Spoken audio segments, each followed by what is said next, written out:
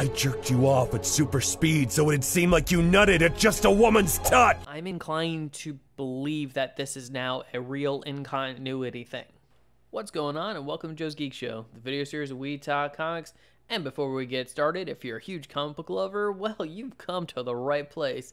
So be sure to hit that subscribe button and turn on notifications. And with that, The Flash, issue 761. And this book is written by Joshua Williamson with art by Howard Porter, colors by Hi-Fi, and letters by Steve Wands. And this book starts on the planet Mercury in the 853rd century, where the Flash of this time, John Fox, leads his kid Flash to the Flash Museum, where he shows her a holovid of the battle between the Flash family and the Legion of Zoom, as we now transition to the battle itself, with Barry telling Wallace, aka Kid Flash, to get Iris away from the fight. And I do want to take a moment to highlight the artwork of this book. I think that Howard Porter's art is actually really well done. Whether he's got just a couple characters on the page or he's got this big splash page with just every single character fighting, just the layout and all of it is very cinematic, very engaging. And of course, taking the colors of Hi-Fi and splashing them on top, oh boy, I will say this is a good looking book. And it's also within this fight where we get the line from Barry to Eobard Thawne where he's telling Thawne that, hey, you've got all these villains, why didn't you pick any speedsters? What are you afraid of? And I really do agree with Barry here, because ever since the start of the Legion of Zoom story, when you teased the Reverse Flash family, I imagined just an army of evil speedsters led by the Reverse Flash. I mean, we got Inertia in the last issue, and that was just disappointing. But also then there's the technicality of Barry's children, the Tornado Twins, who aren't technically speedsters, but are still powered via the Speed Force. Do they count? Do they not count? You know what? You can decide. And also, as much as I do like seeing all of the heroes and the villains collide with each other in one big epic battle, I still do have to note from the prior issue that I just don't like how the villains, who were absolutely prepared to kill the Flash, well, Eobard and Flash's body, as the two were struggling for control with one another, how after the separation happened, they just fell back in line. And of course, I'm not talking about all the villains, I was just talking about that core Legion of Zoom team where it was Golden Glider, Captain Cold, Gorilla Grodd, the Turtle, the Trickster, with the Trickster being the only exception to the rule because, you know, he got sent back to his time. Which I wonder why he even helped the Flash family locate the Legion of Zoom and Eobard in the first place. It was unexplained. And it went unexplained here. But even so, the rest of the Legion of Zoom, that core team, again, were just ready to kill Eobard Thawne. They thought, okay, we can do sort of a 2-for-1. We can get rid of both the Flash and the Reverse Flash in one set. But then again, boom, as soon as the separation happens, okay, we're following the Reverse Flash again. I would have thought, at least from the Rogue's perspective, it would have made more sense for them to hop over to the other side to fight the Legion of Zoom, and even Gorilla Grodd maybe just saying, you know what, screw this, I'm done, and just walks off. And I think even throwing in just one line could have offset that, where they're like, okay, we know we were getting ready to kill you, Thawne, but hey, we're gonna follow you into battle here just because we don't want to go with them. It would have been a little weird, but at least it would have given some context as to why they continued to side with Thawne after that. Because when you have a plot point like that, it's something that really does need to be addressed. And as we're about to find out, it's something that's not gonna be addressed. Back with the battle, everything is starting to come to a head as everybody's starting to recognize that the combined power of both sides is causing damage to the city. It's then that Max Mercury gets an idea from what he heard from both Jesse Quick and Jay Garrick as he stops to meditate. And after a few moments, he lifts his head and turns to see an army of speedsters from across time and the multiverse charging into battle, including Fuerza and Steadfast. And hold up. So, a few things. First up, that's a pretty cool power that Max Mercury has, to be able to reach out into the Speed Force and pull people, like particularly speedsters, through the time stream and to the battle. And most of them are understandable because, for the most part, it's an army of Flashes. But when I saw Fuerza and Steadfast, I thought, what?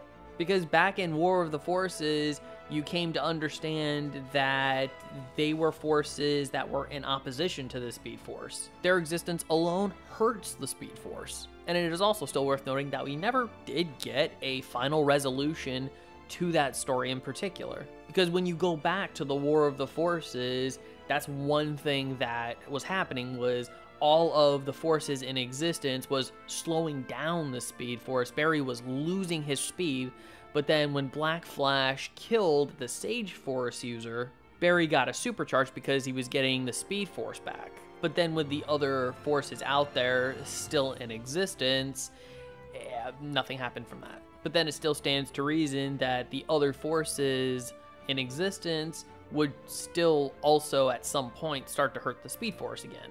And they didn't. Forza and Steadfast just kind of went into the Strength Force and just chilled till now. We're not going to talk about this, are we? Nope. We're just going to brush it off with one line that Forza said, hey, we felt the pull. Me and Steadfast were just chilling. We felt the pull. We came through. And Barry just says, that means your family.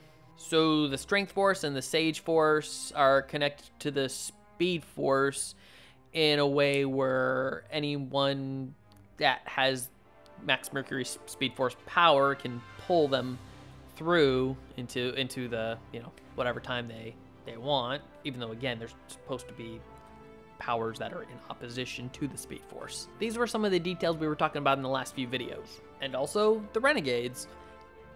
They're not Speed Force users. And just a quick aside, the Renegades are actually from the future, who are more or less police officers that modeled themselves after the Rogues. One such Renegade that we got to know particularly well was Commander Cold.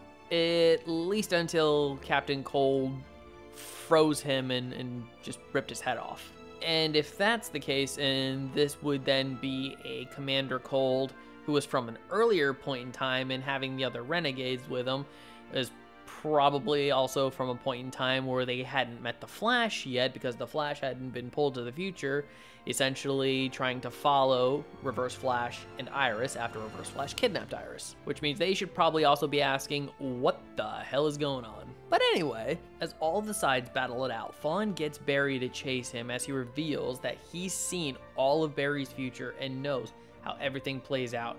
So much to the point that he admits to orchestrating basically everything bad that's ever happened in Barry's life. From turning Hunter Zolomon into Zoom, August into Godspeed, admitting that the negative Speed Force gave him the power to whisper into everyone's ears and make them do things, even influencing Wally, making him responsible for Heroes in Crisis. And this just takes the whole "it was me Barry" thing to a whole different level, because I'm sure you've seen this clip. Remember when you were making out with your first girlfriend, and you came right as she touched your leg? It was me, Barry. I jerked you off at super speed so it'd seem like you nutted at just a woman's touch! Basically, with all the information that Joshua Williamson has now presented, I'm inclined to believe that this is now a real in-continuity thing, because it just explains everything.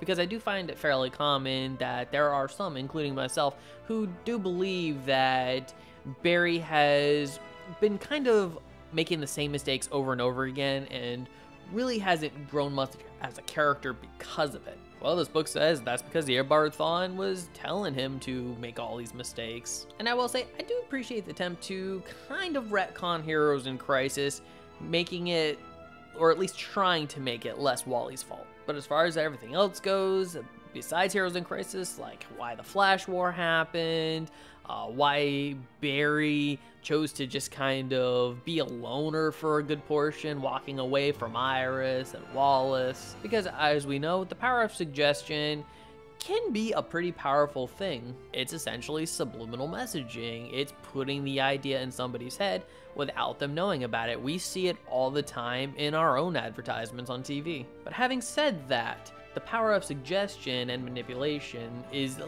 little bit different than just straight up mind control. Because if what Eobard is telling them is contradictory to how they would generally handle a situation like that, it's also a little more likely that they would just kind of bat away the idea. Essentially saying that overall, just because they had a thought, whether it was their own or not, that didn't necessarily have to dictate their actions. Just a little bit of thought, now moving on. Because Barry, angered by what he just learned, attacks Thawne, but is knocked back, instead leaving him open as Thawne leaps at Barry. But before he can finish the fight, Thawne is knocked by a blue lightning along with a voice telling Barry to come find him. Thawne, now left confused, tries to run off with Barry trailing behind him. Meanwhile, back with the others, the speedsters get the idea to run and vibrate at various frequencies to hopefully knock all of the villains back to their time. And so, in one large assault, they collide with their enemy, successfully achieving their goal. We then return to the future Mercury, where John tells his kid Flash that this wasn't what made the day memorable. It was actually, in fact, a sad day, as it would be the last time that Barry and Thawne raced.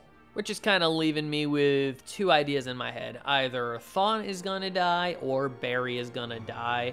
And yeah, I don't see either of those happening. Or heck, maybe Eobard Thawne just gets locked in the Speed Force. Because let's be honest, even if they decide to kill off Thawne again and say, okay, that's it, this is their last race, 5-10 years down the line, do you really think that's gonna stick?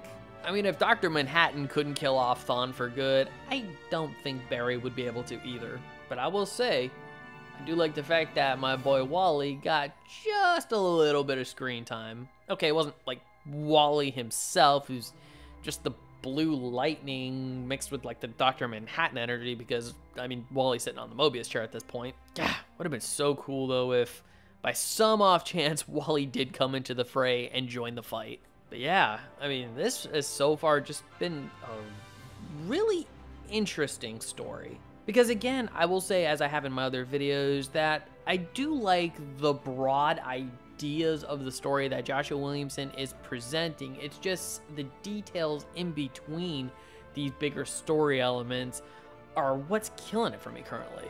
And with that, I'm going to score The Flash 761 a 6.5 out of 10. And make sure to join me next time as we cross the finish line. So The Flash, issue 761, what did you think about this book? I would love to hear your thoughts. Please leave your comments in the comment section below. And if you like this video, I'd love it if you'd smash that like button, share it with some friends.